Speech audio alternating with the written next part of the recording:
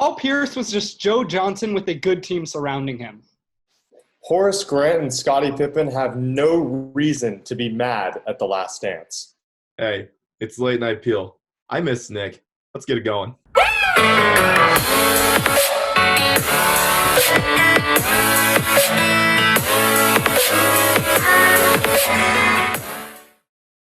Good evening, everyone, and welcome back to the Late Night Peel. It is Friday, May 22nd, 2020, and you are here with us. I'm Terry Redfield, along with Eli Lesser and Cam Azir. And it's unfortunate, Nick Salai is not here with us tonight because he has virtual prom, big time with his girlfriend. Shout out Jordan Smith, But hey, you gotta do what you gotta do, right, boys? I mean, we can get this done. We can get this done, right? Well, we'll back it up for Nick. He's our guy. We got it. I mean, he's a little short, but we can do it. Eli, we can do it, right? Oh no, I am certain we can do it. Okay. All right. Yeah. I just want to make sure because we got a lot to talk about tonight, and let's try and get in as quick as we can. It's late. I can't speak. What else do you want out of a host? What else do you want out of a host? But yeah, let's start with the NFL. I want to get right into this, boys. Dak Prescott, I think, is the stupidest man on the face of the planet. The stupidest man. We all know what happened. We all know what's going on with his whole money toboggle. He wants apparently north of $45 million. And according to Chris Sims from NBC Sports, he denied a 5-year, $175 million deal. Like I said, that's $35 million a year. And he wants $10 million plus more of that, which would make him the highest paid quarterback to ever play in the NFL. Guys, can you tell me what substance Dak Prescott is on? Because honestly, it doesn't really matter which one he's on because he's not going to get suspended for it anymore. He's not going to. So why does it matter? Want me to go, Eli? You got it. You got it? You want to take it? First. You take this one first. You want me to take it? Okay. Well, first I'm going to start with why Dak Prescott isn't insane, because I think we all think he is insane. Let's give him a little bit of a break. Think about it. A little bit. When I say it's a little break, this is a tiny break. It's like the chances of the Cowboys winning the Super Bowl. So Dak Prescott, he's looking toward his future. How old is Dak Prescott? He's solid 26. 26? Okay, think about it. He signs a 5-year right now. Yes, does it guarantee a lot of money, and if he has any injury issues, is he fine going forward because he'll make $35 million a year? Yes, but at the same time, realize this. When he comes out of that 5-year contract where he's stuck with the Cowboys, and we don't know where the Cowboys will be next year or even in the next 5 years because they just picked up another wide receiver. It looks like they're, offensive heavy. Will that defense struggle? We don't know. You add 5 years to 26, that's 31 years old. I call 31 years old no man's land, because 31 could mean your prime, which in the NBA, that a lot of times that's the case. Because remember, there's a lot of quarterbacks like Drew Brees, Aaron Rodgers still performing in their late 30s. But I've seen nothing out of Dak Prescott telling me that he can be the same at the age of 37. And obviously, I'd want him to be a little better than he is right now. So if he ends his contract at 31, and let's say he's had some terrible seasons, but at least he got his guaranteed money, what team's going to want him? Right. This guy's 31 years old. The Cowboys might be looking toward the future after the 4th year of his contract sometime in the draft. Dak Prescott is smart in the sense that he signs a 2 or 3 year deal, then signs that 5-year deal. Of course, you don't know how he's going to perform in the next couple of years, but if he's confident in himself, then he wants to end that 5-year contract when he's 33, 34, and then start getting into those minimums. You know what I mean? If he's playing really well, then the Cowboys will pay him some 1 years. I just don't see Dak Prescott as a quarterback going into his 40s like you'll see the likes of Drew Brees or Tom Brady. I just don't see it at all. So Dak Prescott is smart in that sense. Now, why he's crazy is there is zero way he can be the highest paid quarterback ever. Zero. Tom Brady is what? Is he 43 right now? Tom Brady will be 43 in August. So he'll be 43 in August. I think that he deserves to be the highest paid quarterback in the league at 43. What has Dak Prescott done? I'm looking at his stats right now.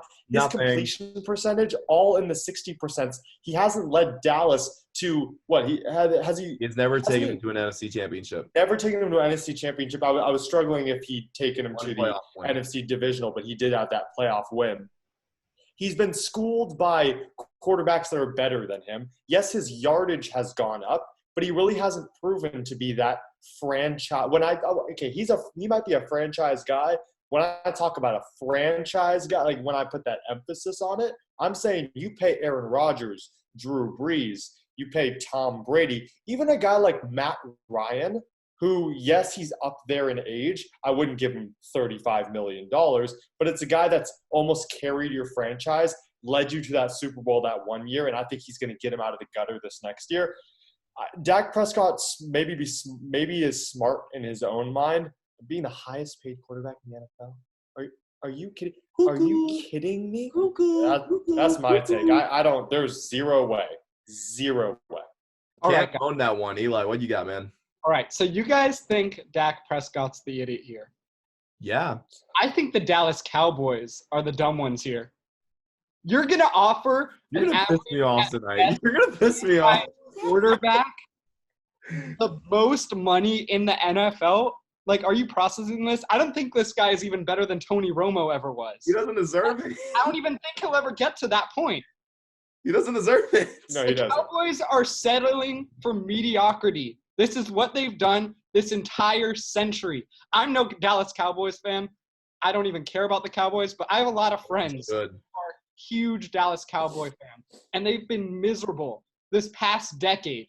And you're going to tell me that and the one before, right? The one before, too. You want Dak Prescott as your guy for the future, who I think is a franchise quarterback like we call Kirk Cousins a franchise quarterback. Right. That's where I see Dak Prescott. And to think of him as the highest paid player in the NFL makes me want to throw my hat and break some fake plants right now. Eli, we don't want you to throw your hat, man, because out of all of us, including Nick, you're going to be the first one that goes bald. I'm just going to say that now. Hey, I love you. I love you, man. But here's my thing. I was coming home from my workout at my dad's house this last night, and I saw this. I was infuriated, absolutely infuriated. I'm nowhere near a Dallas Cowboys fan. I'm nowhere near like hating them. I mean, I'm not a fan of them, but I don't hate them. But this makes me want to hate Dak Prescott. Look, this is the only time he is not ranked like in the middle of the pack in passing yards and touchdowns was last season. In 2019, threw for almost 5,000 yards and had 30 touchdowns. That ranked, I believe, third for yards and fourth for touchdowns. That's the only time. That's the only good season he had. And in that same season, which was last year, that same Cowboys team went 8-8. So you're telling me you can do all that, but you can't lead the team to the playoffs? I don't care. I don't care what you do. I would rather pay Joe Flacco for what he did against the New England Patriots, for what the New England Patriots make him look good, have him earn that money. I'd rather pay Flacco than pay Dak Prescott, the 2012 Joe Flacco, not the one from this year. God no. But you get the point. We all know what happened when the Ravens won the Super Bowl. Joe Flacco did that. He led that team with Ray Lewis and Ed Reed, but Joe Flacco was the guy on offense. Dak Prescott has done nowhere near that yet. And if he wants to get to the point with where Troy Aikman is and winning all those Super Bowls, he has to win them first before he wants to ask for all this money. He did one thing that I want to pull up is he did make $31 million just a year ago. He is in that range, right? I'm looking at the quarterback contracts. Dak Prescott made $31 million. 1, 2, 3, 4, 5, 6. He's the 7th highest paid quarterback in the league behind guys like Russell Wilson, Super Bowl. Ben Roethlisberger, Super Bowl. Aaron Rodgers, Super Bowl. Jared Goff went to a Super Bowl. Kirk Cousins, you mentioned Kirk Cousins. He always has mediocre seasons. It's very interesting. In Washington and in Minnesota, I think you put more weapons around him. It's a little different. I think that Vikings team that one year that got killed by the Eagles. More rep. He has like 3 or 4 already. I'm saying when in Washington. I'm not mentioning Minnesota. I'm saying in Washington during his early years. I'm saying I think that Minnesota team that got embarrassed by the Eagles, that shouldn't have, the 49-6, that shouldn't have been the case. Carson Wentz, Super Bowl. Matt Ryan is under him. Super Bowl. Ryan, that's a whole other tape. We don't need to get into the Eagles. We're not getting into that. We're not getting into that. Well, I'm not getting into the. I'm just saying that he did make $31 million before, so he does have the right to ask for more. But the fact that he shouldn't be paid the same as Russell Wilson, I don't care if he's 5 years younger. No. Russell Wilson is less than 6 feet tall. He needs all the money he can get. I mean, look, who knows? Is Dak going to win this war? Yeah, he is. Because I'll tell you what. I'll give him this. This is good business. If he was in DECA, that high school organization, a high school business organization, y'all may not have had it, but I did. Look, he would have been amazing at it. That's all I'm saying, because he's a good negotiator. He's being firm with what he wants, and he's probably going to end up getting it. Will I be upset when he gets it? Yeah. Will I have a problem with it? No, because the Cowboys are the one that's paying all the money, and it's not the New England Patriots. But yeah. That's all I have. That's my first ending rant of a topic. There's going to be many more to come for what we have. But now let's get into another thing that I'm going to flip out about. There's a new proposal going around the NFL where organizations have to interview minority head coaches and general managers. And if there are minorities who already have those positions on those teams, they will be rewarded with higher compensation picks. So this means, like, say the Bengals rehired Marvin Lewis, they would get higher picks, something like that. Just a plain example. Or like Mike Tomlin with the Steelers. The Steelers didn't have that many picks in this year's draft, even early ones especially. They'd have more third-round picks. You guys get the point. So it's something that's a little odd, and it's something we've never seen before. Eli, do you wanna go first about this? Yeah. So, based on my understanding, it doesn't seem like the picks part will actually happen. Okay. I don't think, based on the reports I've read, it doesn't seem like they're actually going to be giving out higher picks to teams that have minority head coaches. However, in terms of the interviewing process, I'm really no one to make judgment of this, but I will say I think the best person available should get the job regardless of race, gender, sexual orientation. I think the best person available, the best person for the job should get the job, and none of the other factors should really matter. So I don't think teams should necessarily be required to interview minority coaches, but at the same time, I'm not like pissed off about it. Yeah. I don't know. Cam, what do you got? It's in a way, one could say it's a sort of step in the right direction on the diversity side of it. But at the same time, it's like, are you really going to start bringing in like stuff that impacts the game because of stuff that because of the impact that something outside the game is having? You know what I mean? If you're moving something in that has to do with culture, has to do with just how we live our lives, whether it be, minorities, ethnicity, right, whatever it is. And then now you're throwing in something that would impact teams on a higher level. Yeah. I mean, that's almost like it's an odd situation. I don't like it. It's not needed. It's so unnecessary. Like, is the NFL really at that point where you got to give draft pick? Like, it's almost like saying, if you hire this minority coach, we'll give you the best quarterback in the. What do you say? No. If you're good and you're a smart organization, right, and your owner is smart and your general manager is smart, then you'll get a good head coach. You'll get a good player in whatever round you pick. I mean, to throw in the fact that it's weird to even read. It's weird to read that we've gotten to that point. I'd rather it just be solved ethically rather than solved almost by manipulating the game. Just be smart. Like Eli said, if this one is more hireable, this one is a better fit for the team, hire him. That's it. Yeah. Hey, man. Or you could be smart about it and trade your first-round pick for the greatest coach of all time. That's something that happened back in 2000. Was I alive? No. But did I live my childhood through it? Yeah. And that's just one of the many ways you can be smart about it. Look, New England won't have to worry about this. Many teams won't have to worry about something like this because they already have a guy. They already have a great GM. They already have a great coach. They already have a great organization. These are pulling teams who are drowning. These are helping teams that are drowning be like, oh, I can't find anyone to hire. I'm going through all these coaches, Ben McAdoo, Pat Shurmur, Joe Judge. Are you kidding me? Is that going to work? God, no. He was a special teams coordinator in New England. The Giants are going to be going through this all the time, looking like it doesn't help that many teams, but it helps the teams that suck.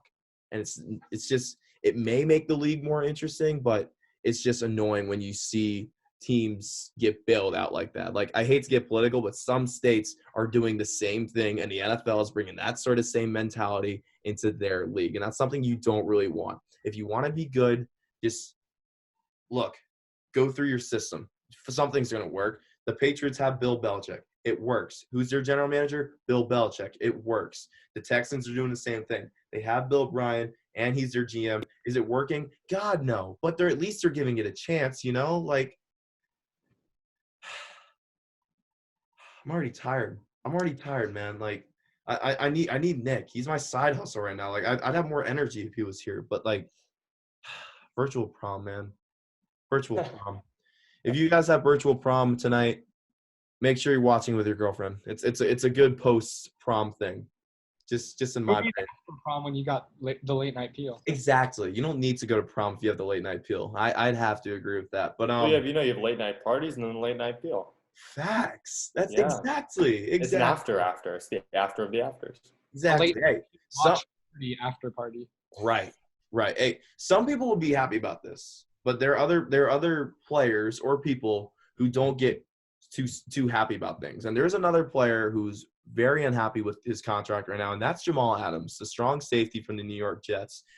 He might get traded, and as talks are getting worse and worse and worse slowly, there are talks that he's going to be going somewhere else, and it's possibly out of the AFC East. Gentlemen, we've seen Jamal Adams pop off recently ever since he was drafted, I believe back in 2017, 6th overall by the New York Jets. What does this mean for not just not for the New York Jets, but maybe for the AFC East too? I mean, for Eli, I'll take this one to start. I'm thinking of Jamal Adams. He came out saying something like, it was funny. He said, "Oh, I remember everyone that was picked before me," and someone was like, "Bro, you were picked 6th." Yeah, there were 5 people. Yeah, Marshawn Lattimore said that, and he was like picked 2 picks after him. So Jamal Adams, he has a huge ego as a cornerback, or is he a safety? Strong safety. Strong safety. Okay, I always mix them up because whatever they're matchups. He's a really good player. He is a really good player. He's unbelievable. He drives that Jets defense. And you mentioned, does this? I mean, obviously, there's other players that drive that defense, but he drives that secondary. And you mentioned, does this have an impact on the AFC East? Hell no. I mean, as far as I know, the Jets weren't ever in contention. They have a quarterback that You're kind of right on that. They're a quarterback that they have a quarterback that I said shouldn't have been drafted that high and can barely even play at the quarterback position. I don't like Sam Darnold at all. I don't like the system that they run. They've always had. Adam Gase is creepy. This is the Jets formula. Put a bunch of big guys at the line and hope that your defensive line can carry you to a couple wins a season. Their drafts haven't been the best. The Jets are going downhill, and I think it's the best thing for Jamal Adams. I'm glad that I hope he doesn't come to the AFC West, but I'm glad that Jamal Adams gets to get out of this Jets situation, because with how good of a player he is, the Jets should be offering him big money. You know what I mean? But I want to see Jamal Adams in the playoffs. I want to see him in big situations because he's that good of a player. And it's unfortunate that the Jets lose a guy like this, but I think that's the best thing for Jamal Adams. And this has zero impact on the AFC East. Because as far as I know, the Bills are still in the AFC East. They made it to the playoffs last year and had a chance to win that division when Tom Brady was still there. The Patriots are still in the AFC East. I think people forget. What can I say? I think Miami Dolphins, baby. Well, no, okay. Even I think the Dolphins are better than the Jets. I just think that the system-wise, even when Ryan Fitzpatrick was there, everything looked to gel a little more. They locked up their star wide receiver. I lost his name. But Exactly. So he's gone. He's in Carolina. No. I'm talking about they signed a wide receiver to a big deal. No, Devontae Parker. That's Miami. Yeah. Yeah. So no, I'm saying my at least Miami. I mean, Robbie Anderson's gone from the Jets. He was probably one of their best players on that team. You know, aside from just being one of the best wide receivers on that team. Mm-hmm. The Jets have no chance in the AFC East. There's still the Patriots and the Bills. I think it's still a battle between the two because the Patriots still have some championship DNA. All the Jets have is bust DNA, and I'm glad Jamal Adams gets to get out of that. Yeah. Yeah, all I really got to say is just if I were a Jets player, I'd be trying to get the hell out of there. I think that'd be my mentality too. But look, I got two things to say, and they're two good things. Good for Jamal Adams and good for the New York Jets. The Jets, I want to start with the organization first. New York has made poor decisions in their secondary by re-signing Darrelle Revis to a big contract after he won that Super Bowl in 2014 with the Patriots, that 1-year stint in New England, and after that Buccaneers stint that is completely forgettable. They made a big mistake on that. Revis was getting old. The island was slowly sinking. They did the same thing by trying to find a replacement in Tremaine Johnson, paying a defensive player double-digit money, something you never want to do, ever. I don't care who it is. You cannot do that. That's you don't spend that much money on a defensive player. They messed that up. They cut him. I believe it was two or 1 year ago, something like that.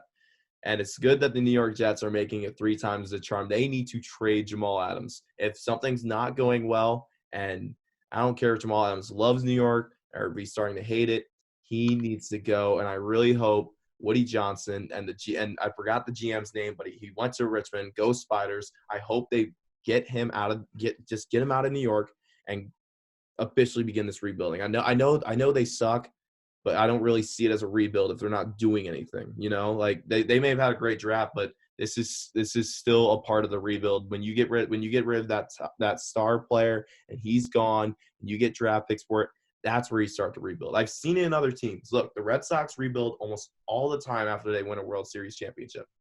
I mean, I haven't seen the Patriots rebuild, but we saw the Chicago Bulls rebuild after they won the championship in '98. We've seen the same thing. The Ravens did it.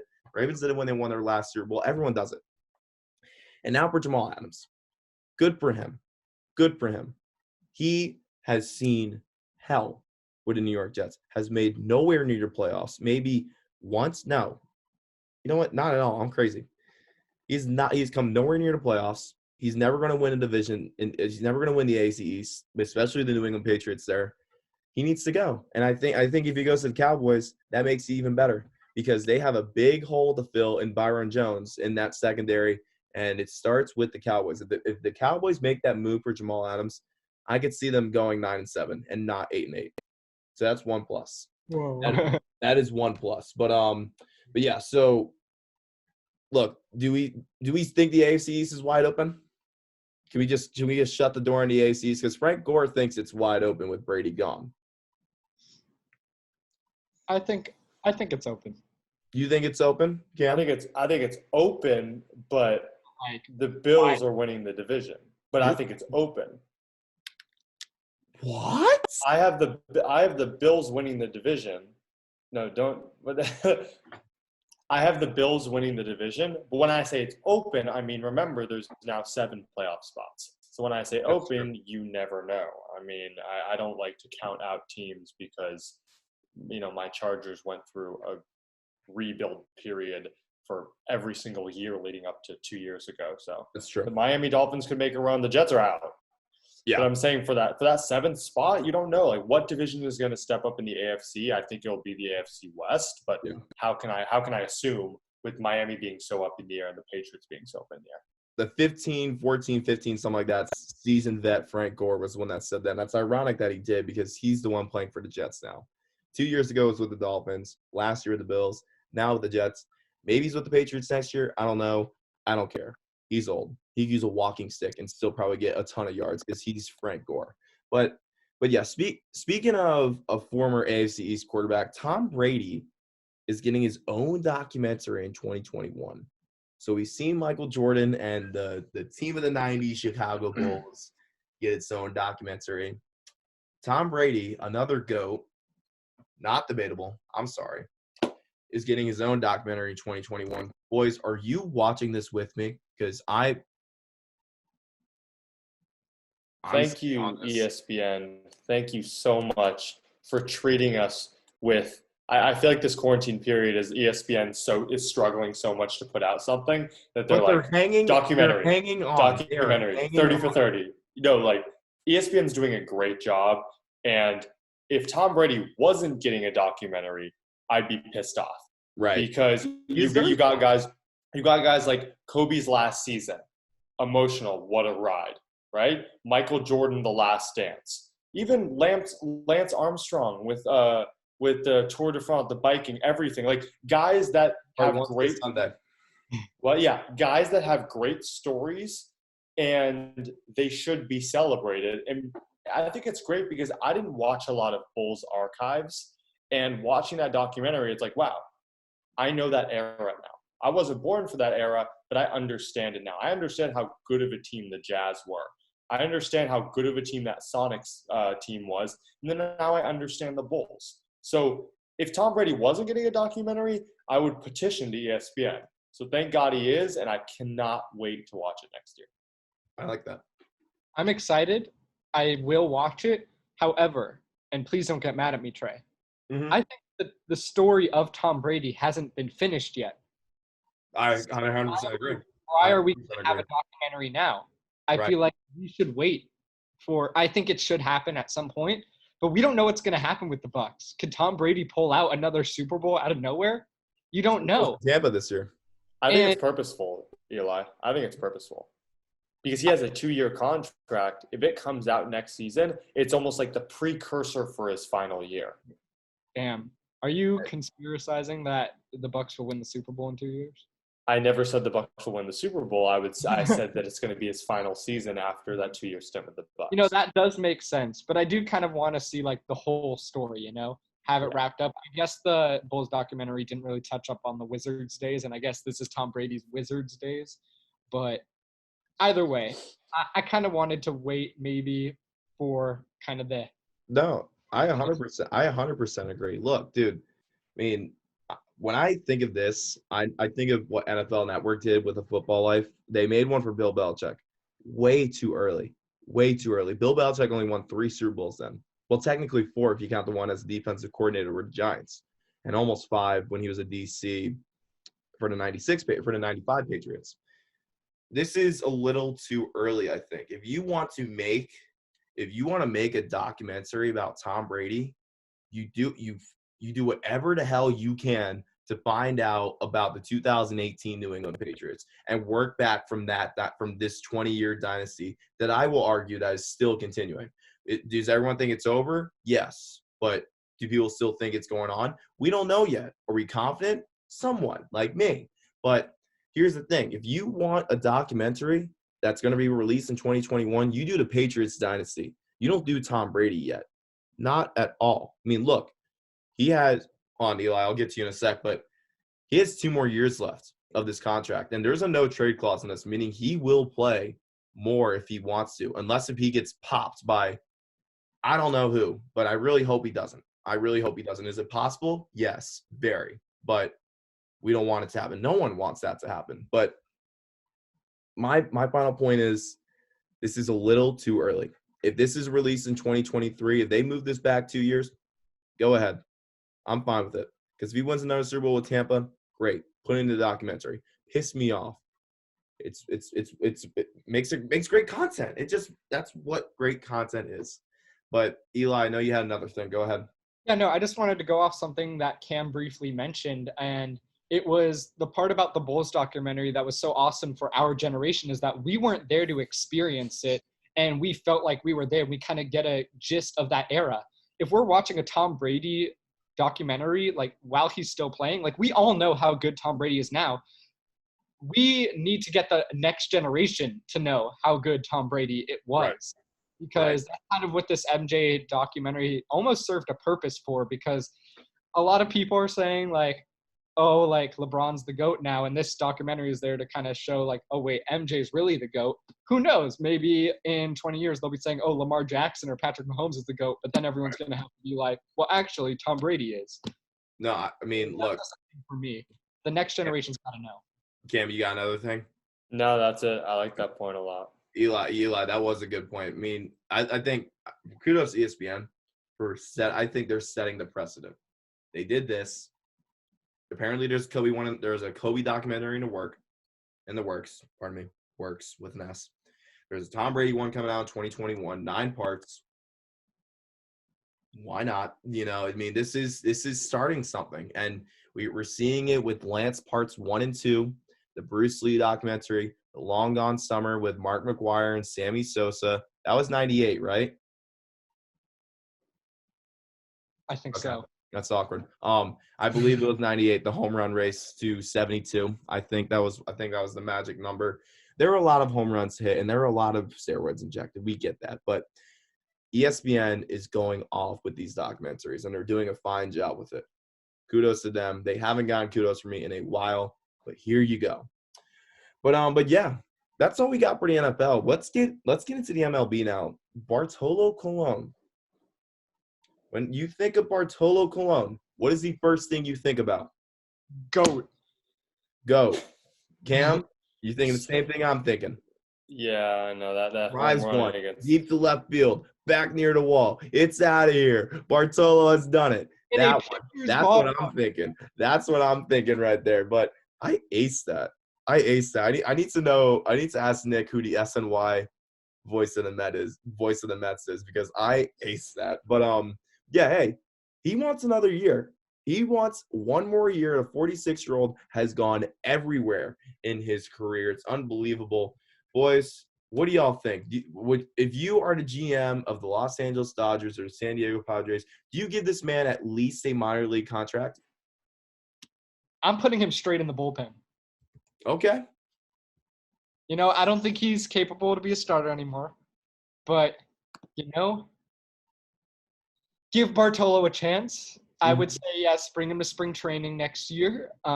He clearly doesn't need to be in shape to perform, as we've seen in the past. And, you know, I'm ready to bring Bartolo back. I think he'll sell jerseys, if not get the Dodgers wins. No. No. I mean, he went from 20 when he was 24 all the way to 32. He had some great seasons. His best one was when he was 32. Feels like an eternity ago. And then he just falls down the gutter. Has a couple more good seasons around his 40s, which is odd for Bartolo because he just kept putting on the pounds. In his past 4 seasons, I mean, 4 of his 6 worst ERAs in his career, all losing seasons. It's no. I mean, storyline, yes.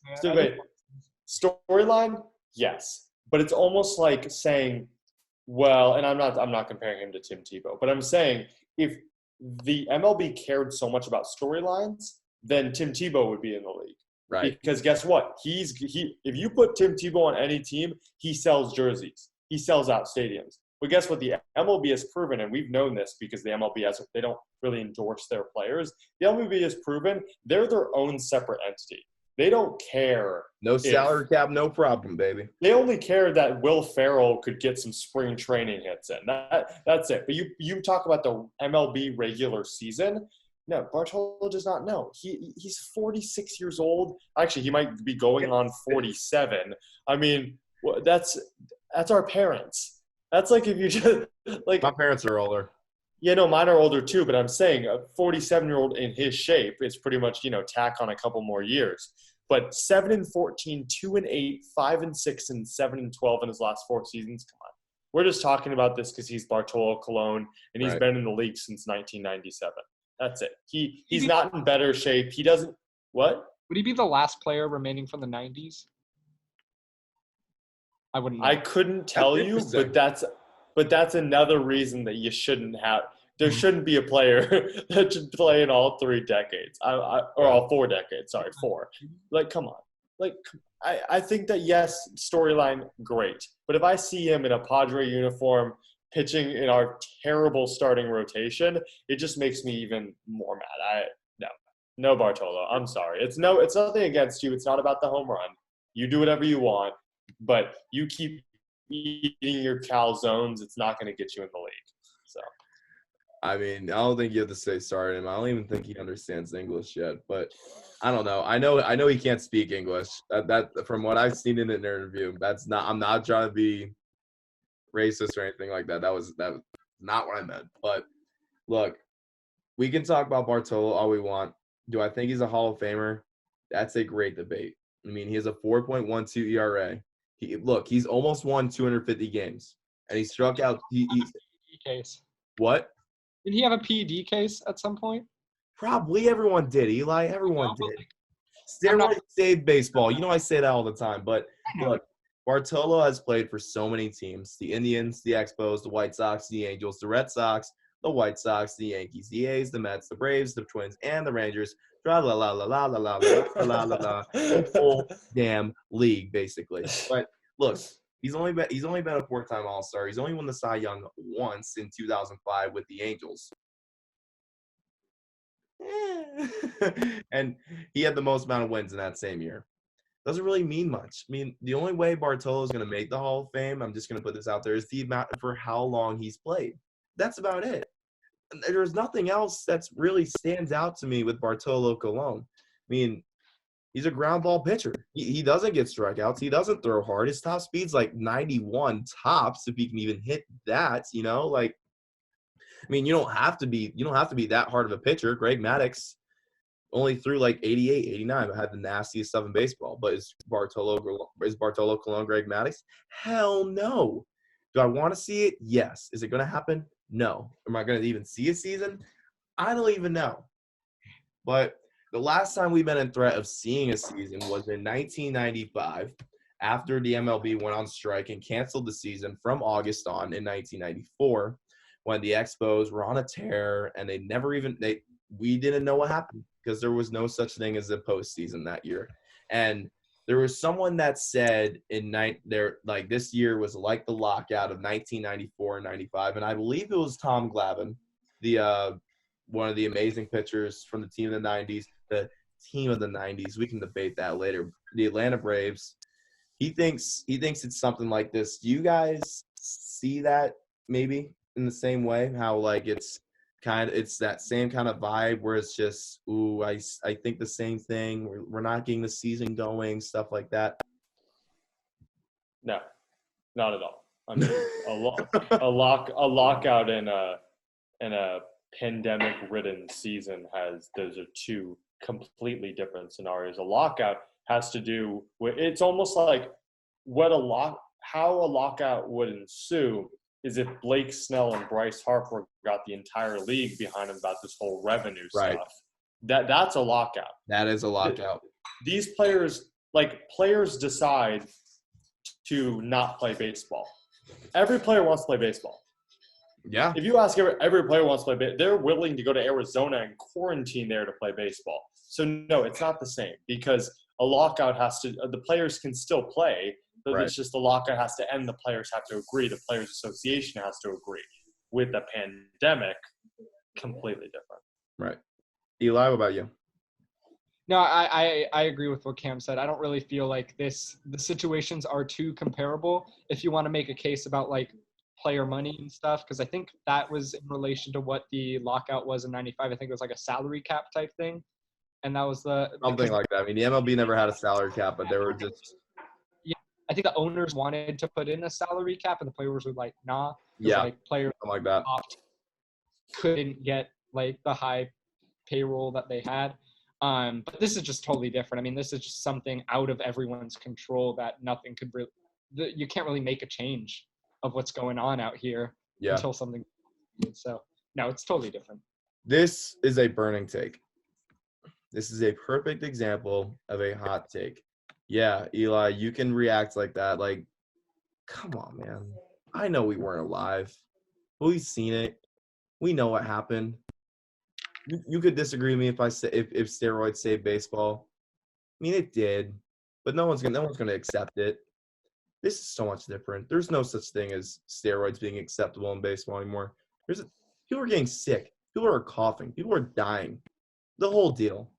And like money and baseball or money and they're different things. Yeah, you could have the same thing like, oh, we're struggling to see this season going. That's about it. That's all you got in an argument like that. Like, it's unfortunate, but players want to play and fans want to go to the game. All three of us are diehard baseball fans. Do we want to see games? Yes. I mean, you guys are fortunate enough to have a major league team near you. I get the Durham Bulls. Nothing wrong with that, but we want to see baseball. And it's not just the players, it's the fans too. And especially I talk about this a lot. It's what a team that stands out to me with all this is the Texas Rangers. They have that new Globe Life Stadium with like the retractable roof and everything. It kind of looks like the same as their old stadium, but with basically a roof over it. That has not been played yet. There's been no games in that stadium yet. And they've been waiting since March. Like the way I just feel for all the players in baseball, and especially those on the Rangers, because they don't get to experience something like that. But I'm just glad I'm not a player, because I'd be absolutely irate with the league right now, because I want to play. That's plain and simple. But yeah, let's go over to the hardwood. Scottie Pippen and Horace Grant, watchers of The Last Dance that just finished up this past Sunday. These two guys are very unhappy. Unhappy is like a little bit too low. I'd go with effing pissed. How about that one? You guys like that one? Yeah, 100%. Yeah. 100%. Scottie Pippen has come out and said he is very upset and angry at Michael Jordan. Horace Grant went out on the radio. I think it was like NBC Sports Chicago or something like that. Went out and called Michael Jordan a snitch.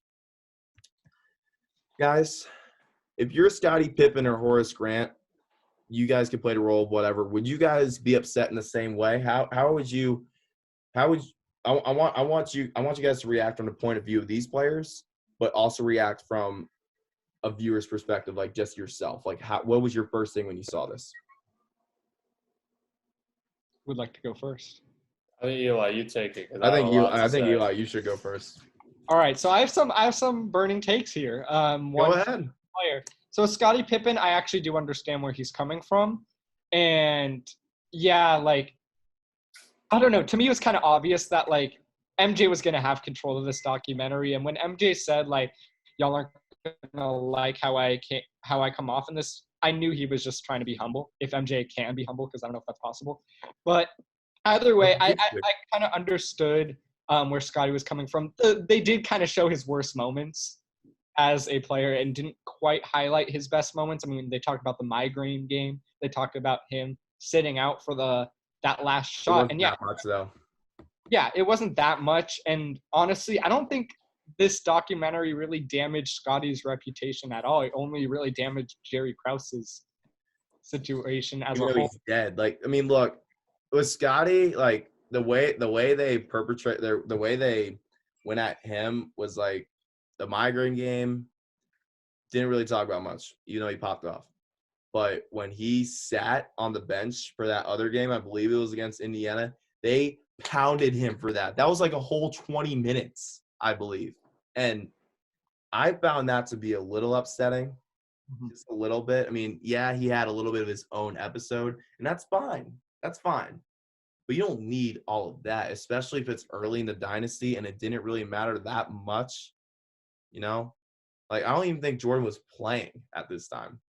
Mm-hmm. So what? Cam, yeah. I completely skipped over you. Go ahead, man. I'm sorry. Eli, you're about to add something. Go ahead. Yeah, so I want to talk about Horace Grant now. Oh, yeah.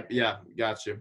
And on a roll. This might offend some people. This might offend him himself. I know he's watching this right now. Oh, I bet he is. But not going to lie, when watching the documentary, I got Carol Baskin vibes.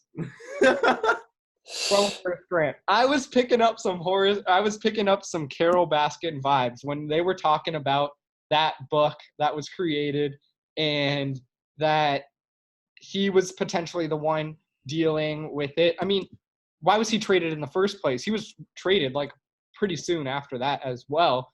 I don't know. To me, the way he was saying it was the same way Carol Baskin was like, "Oh, I did not kill my husband." And I think Horace is saving his own self with that one. But that is just my perspective on it, my view. I'm probably wrong. I hope I'm wrong.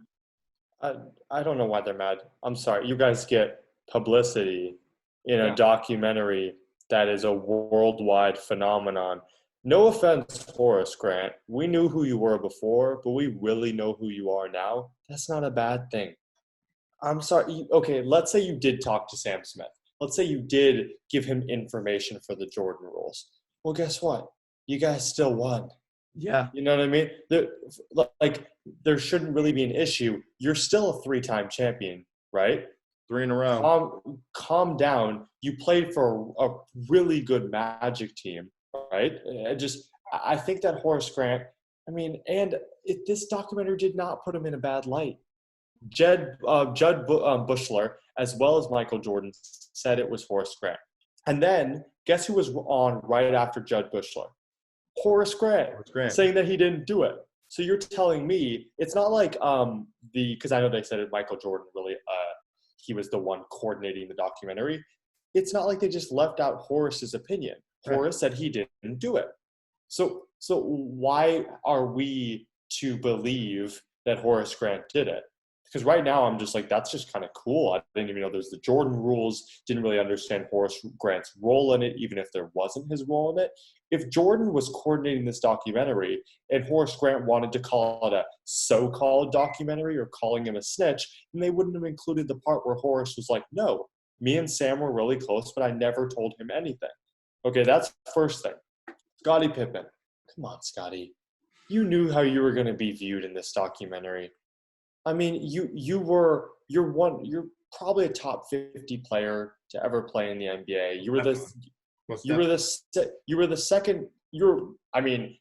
In your prime, you were the second best player in the NBA, with Jordan being number one, until players overtook you, like guys like Karl Malone and Hakeem Olajuwon. But come on, Scottie, you've always been the side piece to Jordan, even though you don't deserve it. No one sees you in a bad light. I actually respect Scottie more. After he 100%. Sat out and Tony Kukoc hit that shot, what did he do? He realized it. After he was cursed out by one of his teammates, he apologized to his entire team, and the team actually got better. And they almost beat the Knicks in 7 to go to the Eastern Conference Finals. Right. Okay.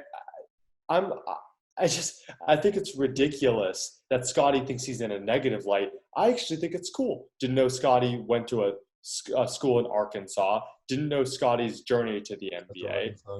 Right? I didn't know about his past. I didn't even know about that 1998 Game 6, which I'm sorry you're viewed in a negative light. Are you kidding me, Scottie? You were the one that was a decoy and pretty much single-handedly helped your team, other than obviously Jordan's 45. But I'm talking about if you don't have Scottie on the floor as a decoy, now who are you passing to? Right? Like, what? Steve Kerr, there was like a point where he pushed Jordan. Jordan like punched him in the eye. It's not like we're seeing Jordan as this, God amongst men. Yes, he has these cool moments, but we're actually seeing Jordan in a negative light. In a way, we're seeing how good Jordan was, but how his personality almost tainted the person that he is. And guess who put that documentary out? Michael Jordan himself. Right. Scottie Pippen has to calm down. He's always been known as a side piece, even though he shouldn't. And we saw in this documentary that he's not, and how good Scottie Pippen is, right? Same with Horace Grant and how much of an impact he had. I mean, I didn't know Horace Grant played that well for the Bulls. And you're telling me that because one episode of, like, come on, this gives you positive publicity. This gives you positive. I know more about Scottie Pippen, and I'm going to be honest with you, didn't even know Horace Grant played for the Bulls. Didn't know I that. didn't know who Horace Grant really was.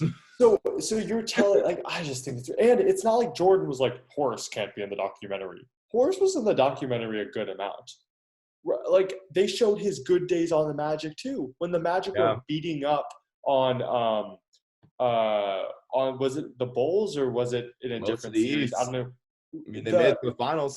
Exactly. Horace Grant looked unbelievable. And you're telling me you have a right to be upset for Jordan giving you positive publicity, calling it a so-called documentary.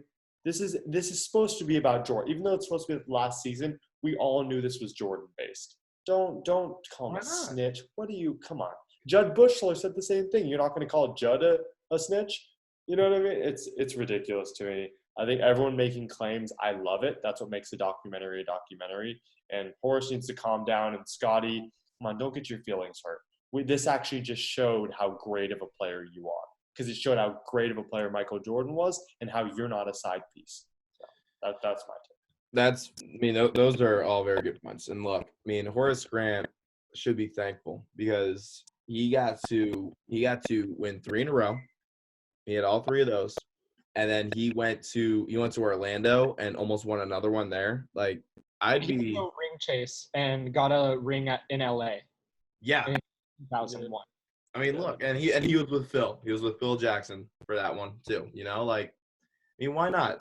Well, you can't go around and say all this. But I will say the only reason a player gets traded, I don't know what's going on with someone's audio. It could be mine, but the only reason someone gets traded after a 3-peat is something like that. So I guess it's all right if Grant goes out and rambles like that, but it's so unprofessional, very, very unprofessional. But with Scottie Pippen, come on now, really, like you don't need to go out and say stuff like that. But that's like some of the stupidest things you said since going on the jump and saying stupid things. Like, look, I will say a quick thing about NBA about the jump with Rachel Nichols.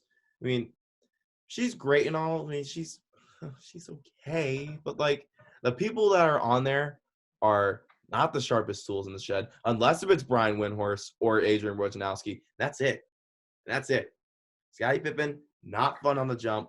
Doesn't need to go out and say this on with the Last Dance. Like, that shows for ratings. We know that. Yes. Yeah, it is for ratings. Basically, just to test waters a little bit. For what it is. There's a reason why the show is on at like 2:30 in the afternoon every day, because no one watches it. Oops. Yeah, I also want to make a quick little connection. Sorry. This fun Syracuse connection. It appears, according to Basketball Reference, that Horace Grant is the uncle of Syracuse GOAT Jeremy Grant. So that's just a little fun fact here. Yeah, he's still a little turd. That's all I gotta say. But so the all-time starting fives were released for every single team in the NBA, and we wanted to touch on our favorite teams real quick. And I wanted to start off with, oh boy, here we go. Here's our Zoom background of the Clippers top 5. Let's start with that one because I think this out of our 3 favorite teams, the Clippers, Celtics, and Lakers, I think this is the worst team. Eli, no offense to you, but the Celtics and the Lakers are historic franchises. Yeah, I can't dispute that. Yeah. You guys are literally fans of the 2 most winning franchises of all time. I don't have that luxury. I'm sorry. It's okay. In terms of the starting 5, so I'll go through it. Point guard, Chris Paul, makes sense. Forward, we have Kawhi Leonard, who, yes, he's only played 51 games, but come on. He's going to be an all-time Clipper. Might as well already put him in there. Then we got Blake Griffin, homegrown guy. We had him for as long as we really could until we realized we couldn't win with him. So sorry that we traded you, but we loved you. All the Clipper fans just love Blake Griffin. Then Elton Brand, EB, 20 and 10 machine. When I was starting to watch basketball, EB was the guy on the Clippers, so I got to give a shout to him. And then Bob McAdoo. Although he never actually played a game in a Clipper uniform, as they were the Buffalo Braves then, during the 70s, for a number of years, he was arguably the second best player in the NBA behind Kareem Abdul-Jabbar. He even won an MVP. He is the only Clipper or person of this franchise to ever win the MVP. So he's a lock for me. I have no complaints about this starting 5. I wouldn't even make any changes. So I'm good. Before Trey, I know you want to get into your Celtics, but I just want to say one thing. It is so sad that you have to stick a guy that's only played 51 games and hasn't even finished a single season. But that's how you know being a San Diegan, that's how you know that the Clippers were a team from San Diego. That's how you know, because we just create crap. So the fact is, you have Chris Paul. I agree. Like Griffin, Brand, Bob McAdoo, and the fact you have to throw in a guy that's had his success on the Spurs and Raptors. If Kawhi played 2 games with you guys, he'd be in there. That's besides the point. That's all I wanted to do. People argue he is the best player in the league right now. Not saying he is. Also, ESPN did put as the 25th best player all time. So I'm just saying, like, to have a player of that caliber on the Clippers is already enough for us because we don't really have. I'm not disputing it. Trey, you go with your Celtics. I mean, hey, ESPN's looking for the future of Kawhi. They know he's going to be around for a while, especially in the Staples Center for now. But wherever that new stadium is being built, he will be there for a long time. Who knows? It's going to be the house that Kawhi built, maybe. But let's get into the Celtics all-time starting 5.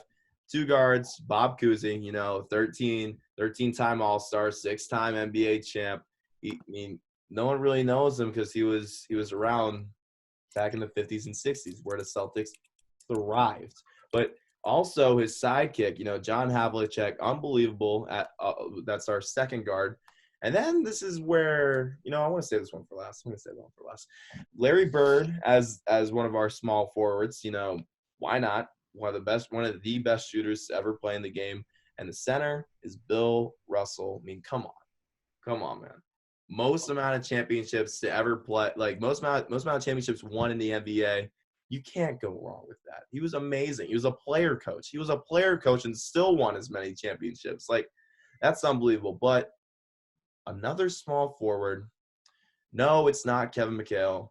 No, they didn't throw in Robert Parrish. They put in Paul Pierce. And you heard Eli. Paul Pierce is like the Joe Johnson of all this, to simply put it. Right, Eli? Yeah, well, I in terms of talent level, I would say him and Joe Johnson are at the same playing field. It's just the difference behind them is the fact that Paul Pierce had a championship team built around him after years of not making it past the first round and not even making the playoffs. So that's all I'm saying. That's basically the ISO Joe story in the first place. ISO Joe just got a better nickname. The truth is cool, but like ISO Joe. Paul Pierce was what brought the Celtics back into brought them back into poor play, mediocrity from the 90s and early 2000s. Yeah, there was Antoine Walker. Then slowly came in Paul Pierce, helped it out a little bit. But after, there was not really much. The trade for Kevin Garnett was what made that team so great and what made Paul Pierce thrive. Kevin McHale won championships. I mean, look, yeah, he may have had Larry Bird and Robert Parrish around him, but he won more. And Kevin McHale is 6'10", is like God tier. I don't care who you are. If you're 6'10" playing in the NBA, any era in the league, you're gonna be amazing. Like, you're gonna be good. Like, come on now. But depth wise, this team wins wins the entire thing. If you put all 31 teams, that includes the Supersonics, if you put all those together, if you put an entire 12-man roster, you get the Boston Celtics and they win a championship. Other than that, this starting 5, it's pushing it because there are a lot of great starting 5s that are from other teams, like the Los Angeles Lakers. Cam, that's all you, man.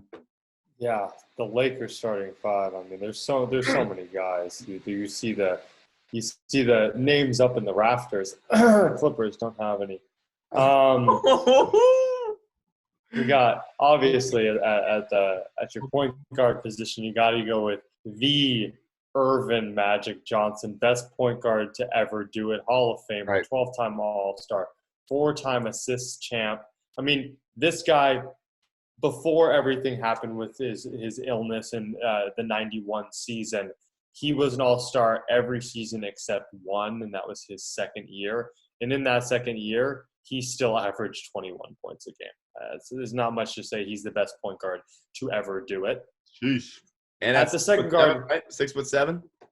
Yeah, and I think he was it 6'7" or 6'9"? He's a tall point guard. Something like that.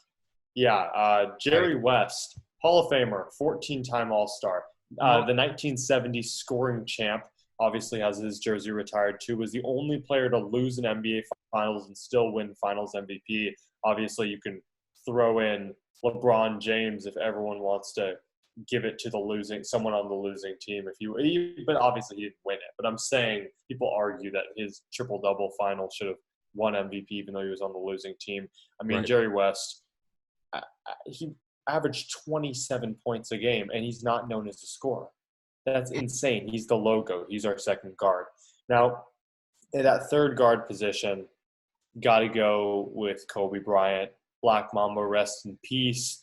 18-time All-Star, 2-time scoring champ, Hall of Famer. Kobe averaged 25 a game. He was an All-Star in 17 straight seasons, I think it was, from the 1999 to 2000 all the way to his final season when they kind of threw in Kobe because it was his final season. There's nothing more. He was hurt towards the end of his career. I mean, they were not really going to put him on an all-star team if he was hurt. It's like Derek Jeter when it was like the year before his last year, they had J.J. Hardy play at shortstop. 5-time NBA champion. If you don't have him there, you're crazy. He's one of the top shooting guards if you want to classify Kobe Bryant in the league or to ever do it. Kareem Abdul-Jabbar, I mean, 19-time All-Star, 2-time scoring champ. Number 33, the Goggles himself. His first 6 seasons consisted of scoring above 30 points per game in 4 of those. In 4 of those in his first 6 seasons. You're talking about someone that just enters the NBA. He's averaging 31 and 34 in his second and third year. He finished with a career average of 24, but that's just because later in his career he kind of fell off.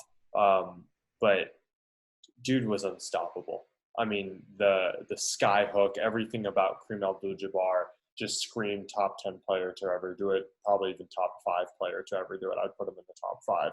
And last, I mean, the big diesel, Shaquille O'Neal, 15-time All-Star, 2-time scoring champ. Of course, he only played there for a few years, or it was more than a few. But Shaq was just dominant. I mean, 3-time NBA championship with the Lakers, one with the Heat. He won the Finals MVP all 3 years, and he had a guy named Kobe Bryant alongside of him. No one can stop this man. I don't think anyone even wanted to contest him. That's the starting 5 for the Lakers. I don't disagree. There's no way you can disagree. If you want to throw Wilt in there somewhere, I'm sorry, you can't, because you got a guy named Shaq down there. You can't have 3 centers on your team. So, and I believe Wilt's already on. He's at least on the Warriors. He's not on the 76ers. I don't think that 76ers team is deep. I gotta say. Oh, Wilt is on that team. He has to be. Yeah. Like you got Allen Iverson, Hal Greer, Julius Erving, Charles Barkley, Wilt. Pretty damn good. But if you guys from what you guys can best remember, you're from all the all-time starting 5s, including Seattle. Who wins the all-time NBA championship? NBA finals. What do you say, Eli? Are you saying, is it with the starting 5 or with the whole team around them? No, like if it was just this 5, like each team played this 5 for 48 minutes, who wins? Yeah, Lakers. I mean, you guys think so? Hard killers. Lakers. They have 4 top 10 players of all time in that lineup.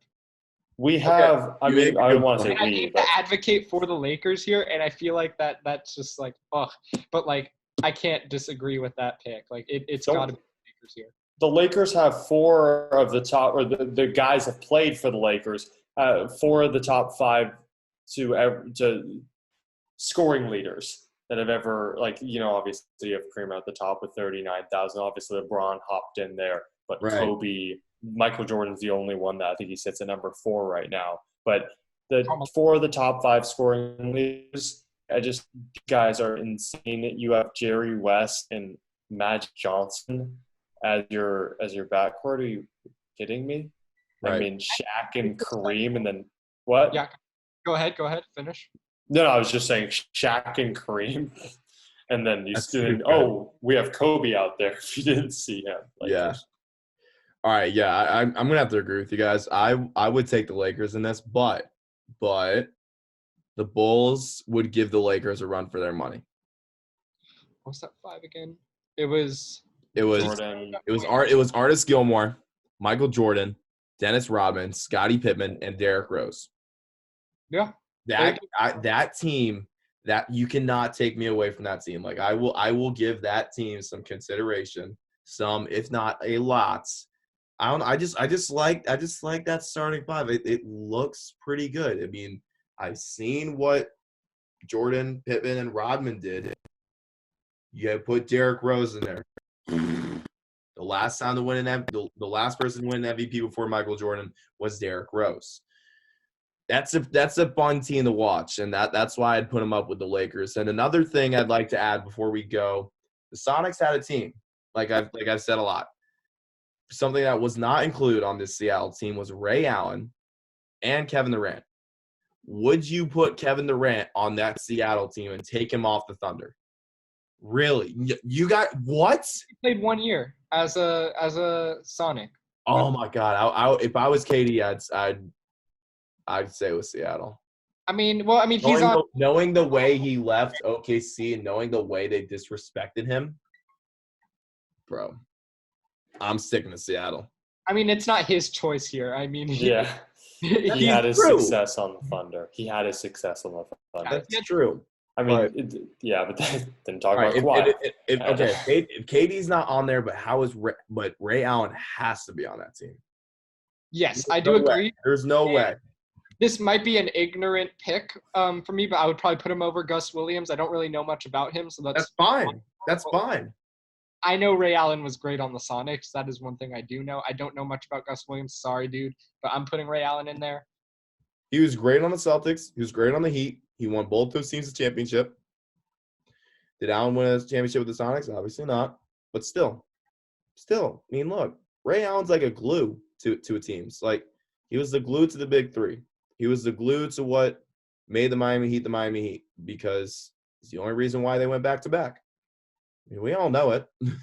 All the Heat fans that left early from Game 6 know it too. So, but if I was one of those people, I would not really want to live on this planet. And that's my last take here on the Late Night Peel. I hope you guys enjoyed this one as much as I did. And it's unfortunate we don't have Nick tonight. You know, he's a lot going on. Virtual prom.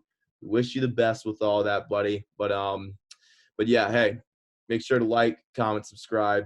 Check us out on Spotify. See if I'll actually I'm gonna put this one up. I promise. But yeah. So from Eli Lesser, Cam Azir, and myself, Trey Redfield, we can't thank you guys enough for tuning in once again. Be sure to tune in next week, May 29th, 2020. But yeah, can't thank you guys enough once again, and we will catch y'all on the flip side. Peace.